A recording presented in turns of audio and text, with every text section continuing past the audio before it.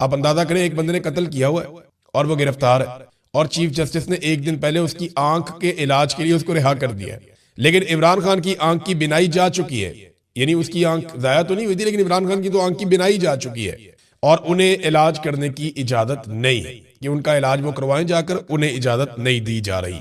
अब आ जाए नाज़रीन कुछ इंटरनेशनल खबरों की तरफ, फिर वापस आऊंगा, आपको कुछ और चीजें बताऊंगा पाकिस्तान में से। सबसे पहले तो ये है कि शहबाज शरीफ को तलब कर दिया गया है सऊदी अरब में।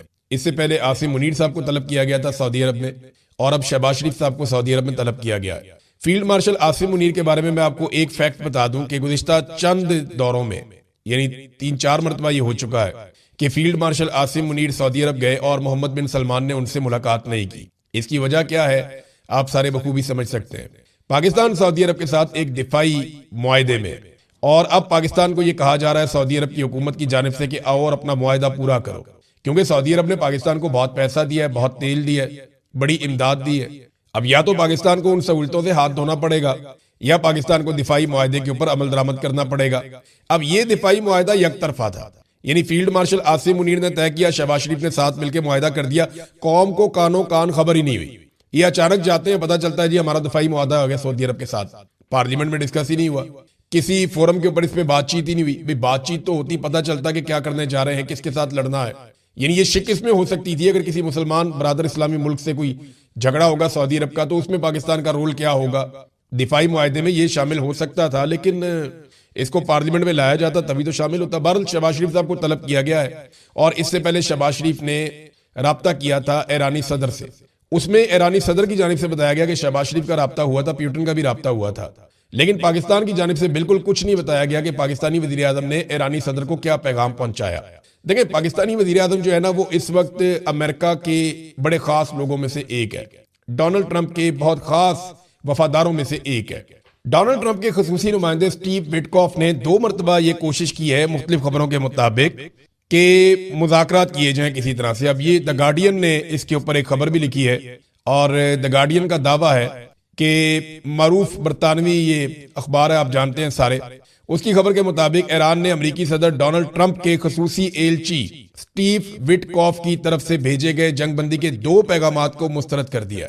देखिए, अमेरिका जंगबंदी चाहता है, शहबाज शरीफ को भी इसके लिए इस्तेमाल किया गया। शहबाज शरीफ ने ईरान से राब्ता किया कि जी जंगबंदी कर दें, मेहरबानी करें, आप अमेरिका की तरफ से भी है और सऊदी अरब की तरफ से भी है, तो आप जंगबंदी करें। लेकिन ईरान ने इनकार कर दिया और अपनी शराइत रख दी है। अब स्टीव विटकॉफ की तरफ से भेजे गए जंगबंदी के 2 पैगामात को ईरान ने मुस्तरद किया, क्योंकि ईरानी की आदत को लगता है कि वो जंग हार नहीं रहे। ईरान के वजीर खारजा ने कहा कि सिर्फ अमेरिका की तरफ से जंग खत्म करने का ऐलान काफी नहीं होगा। ईरान का मौक़िफ़ है कि जंग बंदी तभी मुमकिन होगी जब अमेरिका ये पक्की जमानत देगा कि वो दोबारा ईरान पर हमला नहीं करेगा। अब ईरानी पार्लियामेंट के स्पीकर ने भी स्टेटमेंट दिया कि ईरान जंग बंदी नहीं करना चाहता और दुश्मन के हर हमले का फौरन जवाब दिया जाएगा। फिर एक और स्टेटमेंट भी आया ईरान से कि अब ईरान अपनी मर्जी से अटैक करेगा, ईरान पे अटैक किया जाए या ना किया जाए। हुज्जत तमाम हो चुकी है, अमेरिका और इसराइल ने वादा खिलाफी करते हुए हमला कर दिया है, लिहाजा ईरान अब अपनी मर्जी से हमले करेगा। अब आबना हरमुज़ के ऊपर भी उनका कंट्रोल है मुकम्मल तौर पे। शहबाज शरीफ ने कोशिश की, विटकॉफ ने कोशिश की, कुछ और लोगों ने कोशिश की, लेकिन ईरान जंगबंदी कर नहीं रहा, क्योंकि 3 शराइत रख दी हैं ईरानी हुकूमत ने। ईरान के सदर ने जो 3 शराइत रखी, उनमें जो पहली बड़ी शर्त है वो ये है कि ईरान के हुकूक को तस्लीम किया जाए, यानी उसे तजारत की इजाजत दी जाए। ईरान के ऊपर जो पाबंदियां लगाई जाती हैं गलत किस्म की, वो पाबंदियां खत्म की जाएं और ईरान को भी वही मुकाम दिया जाए जो बाकी मुल्कों को दिया जाता है। नंबर 2, उन्होंने कहा जी मुआवजा अदा किया जाए, जो हमारा नुकसान किया जा रहा है उसका मुआवजा अदा करें। आगे चल के बताता हूं नुकसान क्या हुआ। नंबर 3, वो ये कहते हैं कि हमें आलमी गारंटियां दी जाएं कि आइंदा हमारे ऊपर किसी किस्म का कोई अटैक नहीं किया जाएगा। अब ये 3 चीजें बड़ी इंपॉर्टेंट है। तो शहबाज शरीफ साहब को सऊदी अरब ने बुलाया, 2 चीजें हो सकती हैं, एक तो ये है कि ईरान को लड़ाई से रोका जाए, हमलों से रोका जाए, और दूसरा सऊदी अरब ये डिमांड करेगा कि पाकिस्तान की फौज अब आबनाए हरमुज़ को खुलवाए और पाकिस्तान की फौज सऊदी अरब के जो टैंकर्स हैं उनको तहफ़्फ़ुज़ फराहम करे कि वो आबनाए हरमुज़ में से गुजरे। और ये भी मुतालबा हो सकता है कि सऊदी सरजमीन की हिफाजत के लिए पाकिस्तानी फौज पहुंच जाए और वो ईरान के साथ एक लड़ाई में उतरे। अब क्या पाकिस्तान ईरान के साथ एक जंग में जाने वाला है? ये वो बड़ा सवाल है जो हर पाकिस्तानी जानना चाहता है। इसका जवाब, पाकिस्तानी जाती तौर पे किसी जंग में जाने के लिए तैयार नहीं है। पाकिस्तान बिल्कुल नहीं चाहता कि पाकिस्तान ईरान के साथ किसी जंग के अंदर जाए। ये बात बिल्कुल ठीक है और मैं पूरे यकीन से कहता हूं कि पाकिस्तान ईरान के साथ किसी जंग में जाना नहीं चाहता। पाकिस्तान यही चाहता है कि लड़ाई यही खत्म हो जाए और पाकिस्तान की इज्जत बच जाए। लेकिन अगर ये मामला लंबा होता है तो पाकिस्तान को सऊदी अरब की बात माननी पड़ेगी, ये भी एक मुसीबत है। और अगर सऊदी अरब की बात नहीं मानता तो वो फैसिलिटी जो सऊदी अरब ने पाकिस्तान को दी हुई है, पाकिस्तान को उससे हाथ धोने पड़ जाएंगे। पहले ही पाकिस्तान की हुकूमत ने एक बौंगी मार दी है कि सऊदी अरब जब बहुत मुश्किल में है, बड़ी तकलीफ में है, और उसने पाकिस्तान को पुकारा तो पाकिस्तानियों ने साथ ही $10 अरब मांग लिया कि जनाब $5 अरब तो आप हमारे कौमी खजाने के अंदर रख दें, वहां पे डिपॉजिट कर दें, और $5 अरब का आप हमें तेल दे दें। अब पाकिस्तान ने जब इस किस्म की डिमांड की तो ये बड़ा अजीब लगता है कि जब कोई मुश्किल में हो तो आप उसकी मुश्किल से फायदा उठाएं। और ये देखें, सऊदी अरब के पाकिस्तान के ताल्लुकात किसी और नौइयत के हैं। रियासतें अपने मफादात देखती हैं, ये बात ठीक है, लेकिन सऊदीज इस बात को भूलेंगे नहीं, वो इसको याद रखेंगे। ये बात हम सबको अपने जहन में रखनी चाहिए। नाज़रीन, अक़वाम मुत्तहिदा में जो करारदाद पेश की गई उसमें यह तो कहा गया कि ईरान ने खलीजी ममालिक के मुख्तलिफ एरियाज पे अटैक किया, अमेरिकन अड्डों पे और बाकी जगहों पे, तो इसकी हम मजम्मत करते हैं। लेकिन वहां ऐसी कोई करारदाद पेश नहीं की गई जिसमें सुप्रीम लीडर का कत्ल पे बात हो, या जिसमें अमेरिका और इसराइल के हमले की मजम्मत हो, या जिसमें 170 बच्चों की शहादत की मजम्मत की गई हो, या जो हजारों जख्मी हो रहे हैं ईरान के अंदर उसकी मजम्मत की गई हो। 1500 के करीब जो है वो शहादतें हो चुकी हैं, उसके ऊपर कोई मजम्मत नहीं आई। 1100 से ज्यादा बच्चे जख्मी और शहीद हुए हैं ईरान के अंदर, तो इनके ऊपर कोई मजम्मत नहीं आई। और 10 दिन में सिर्फ तेहरान के मेयर ने यह बताया कि 10 दिन में 9000 मुकामात को निशाना बनाया गया। इतनी बमबारी ईरान के अंदर हुई है, इस पर कोई करारदाद पेश नहीं की गई। तो जब ये चीजें नहीं की जा रही तो ये दोगलापन नजर आता है।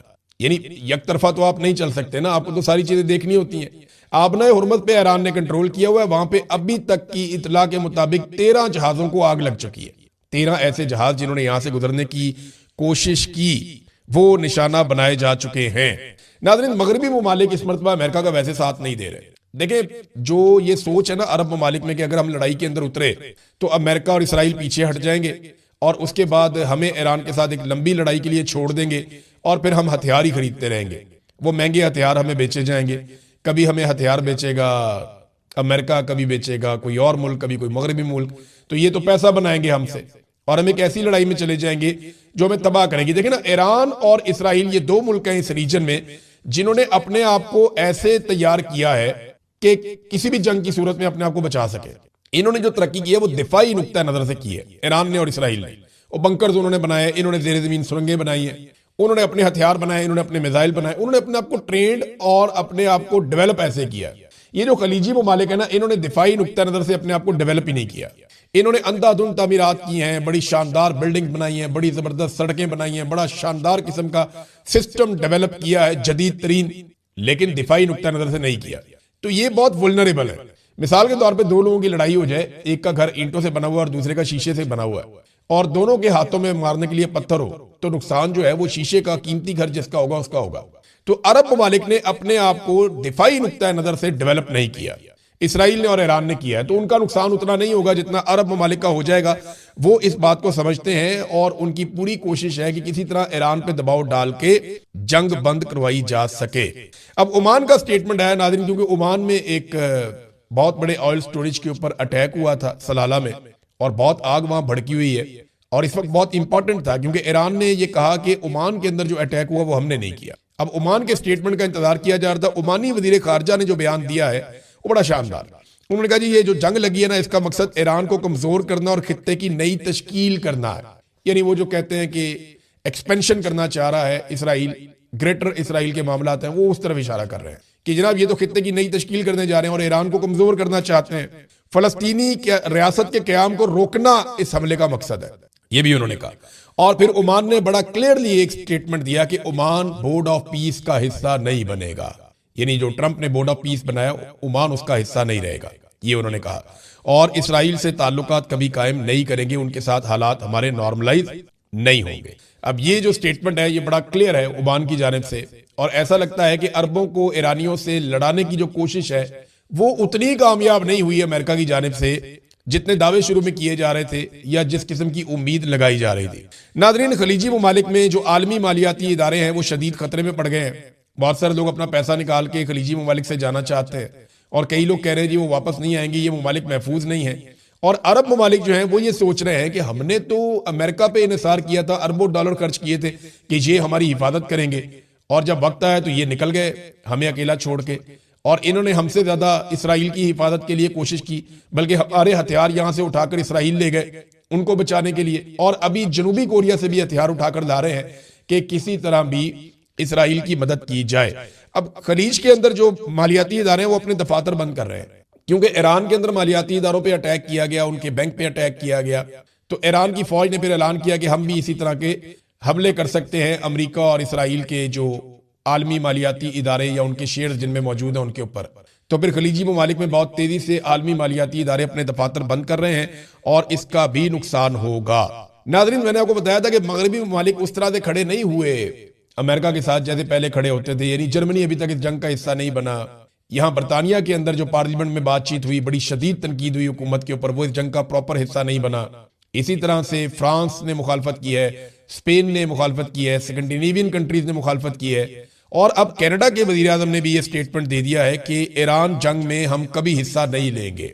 बड़ा कैटेगोरिकली उन्होंने कह दिया। तो डोनाल्ड ट्रंप पहली मर्तबा अपने रवायती और पुराने इत्तेहादियों से काफी दूर दिखाई दे रहे हैं, और अमेरिका के लिए ये बड़ी अलार्मिंग सिचुएशन है। नाज़रीन, अब पाकिस्तान के अंदर से 2-3 खबरें हैं, मैं जल्दी से आपके सामने रख देता हूं। नंबर 1 तो ये है कि बार्सिलोना स्पेन के अंदर एक पाकिस्तानी रहते थे, ये सोराब बाइक्स वाले हैं गालिबन, ये नुमान कैसर साहब, ये इनको स्पेन से वापस पाकिस्तान आए थे अपने मुकदमात का सामना करने के लिए, और रेड वारंट की वजह से आए थे, क्योंकि रेड वारंट हो गए थे और इंटरपोल के मामला थे, तो ये वापस पाकिस्तान आए। इन्होंने अदालतों के सामने सरेंडर किया, और उसके बाद जेल से निकलते हुए इन्हें वहां से अगवा कर लिया गया और इनको उठाकर ले गई पुलिस, और फिर जैसे सीसीडी करती है इन्हें भी जाली पुलिस मुकाबले के अंदर पार कर दिया गया, इन्हें मार दिया गया। जब इन्हें पकड़ा गया था ना, तब ये आवाज उठाई गई थी कि इन्हें मार ना दिया जाए, बड़ी अपीलें की गई, सबने ये बताया, लेकिन फिर मार दिया गया। अब मामला ये है कि कोई मुजरिम है, मुलजिम है, कातिल है, कुछ भी है, आपने अदालत के जरिए सजा देनी होती है। अदालत अगर जमानत दे रही है तो आप उसको बाहर निकाल के कत्ल कर सकते हैं, यह है बड़ा सवाल। और देखिए, इंटरपोल आप पे भरोसा कैसे करेगा? अब अगर आप इंटरपोल को कहेंगे रेड वारंट के जरिए किसी पाकिस्तानी को हवाले करें, तो वो पाकिस्तानी ये मिसालें पेश नहीं करेगा, जनाब ये बंदा भी गया था, ये बंदा भी गया था, ये बंदा भी गया था, उन्होंने वहां कत्ल कर दिया, लिहाजा आप मुझे वापस ना भेजें, वहां पे तो उनको असाइलम मिलना शुरू हो जाएंगे। तो ये बड़ी अजीबोगरीब हरकत शुरू कर दी है पंजाब हुकूमत ने, और इसका नुकसान पाकिस्तान को होगा। नाज़रीन, लाहौर में एक और 2.5 साल का बच्चा गटर में गिर गया। अब टिकटॉकर किधर है बताए ना?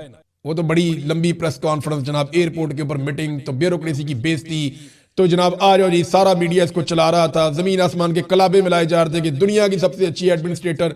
वो एक और बच्चा लाहौर में गटर में गिर के जाँ बहक हो गया, 2.5 साल का बच्चा था। अब किधर है? बोले ना, बात करें, सामने आए। नहीं, इनको सिर्फ सस्ता सौदा और चूरन बेचना होता है कौम के सामने, इन्हें अवाम से कोई लगाव नहीं है।